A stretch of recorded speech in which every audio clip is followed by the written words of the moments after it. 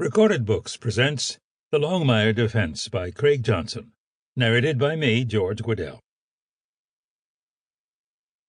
For Dan Quick, who never drove angry. From Nigel Short. Chess is ruthless. You've got to be prepared to kill people. Acknowledgements. There are writers who most outdoorsmen read, and for Westerners, one of them is Elmer Keith, world-renowned Montana cowboy, big game hunter, and firearm enthusiast. I first encountered Keith in my father's copious library of hunting, fishing, and general outdoor topics, and I went on to read just about everything the man ever wrote. I enjoyed his easy writing style and the fact that he didn't always stay on topic, sometimes drifting into areas that might not seem to connect to the subject at hand, but eventually do. And there is one such story that has stayed stuck between the pages of my mind for most of my life. The book is Hell, I Was There, Keith's life story.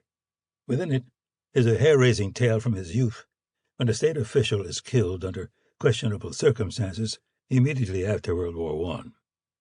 Keith doesn't pull any punches in the story, telling it as it most likely happened, and just short of naming names, he relays to us what took place at that elk camp in Montana all those years ago, stating plainly that the men who committed murder got away with it. There's too bad Walt Longmire wasn't there.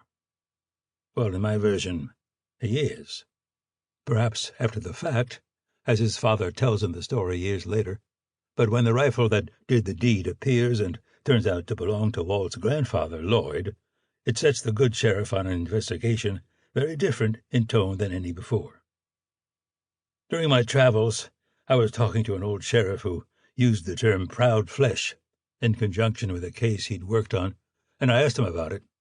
I knew the term in an equestrian sense, where a horse can have granulated, highly vascularized material fill in a wound too quickly and need to be carved out so that proper nerve-related tissues can occupy the space. He explained that the old-timers use the term when describing how a detective can sometimes rush to conclusions that eventually have to be excised from investigation because they're simply not correct. Anyone familiar with my novels knows that Walt's relationship with his grandfather can be referred to as rocky, to say the least. I like to think of Walt as the most ecumenical and fair-minded detective in the game, but when the prime suspect becomes Lloyd Longmire, then a very different game is afoot. The Longmire defense was a joy to write, finally giving me the chance to delve into the relationship between Walt and his grandfather, which has been referred to for years. There are some specialists I consulted before telling this story, people whose disciplines I'm familiar with but certainly not an expert in, and I'm pleased to have the opportunity to list those folks here.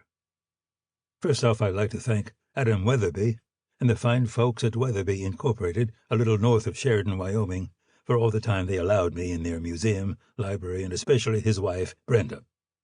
My buddy Reeves over at the Sports Lure, who really doesn't look like the Swedish chef on the Muppet Show.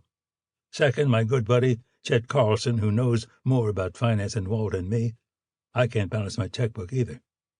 Gail, the White Rook Hockman, who can move in any direction both vertically and horizontally without jumping and has many times on my behalf. Marianne, the Black Rook Marola, who assists Gail in castling in the kingdom of Hockman. Brian, the Black King Tart, who moves in all adjoining squares and never leaves me in check. Jen, the Black Knight Houghton, who moves in diagonals and keeps us all on our toes.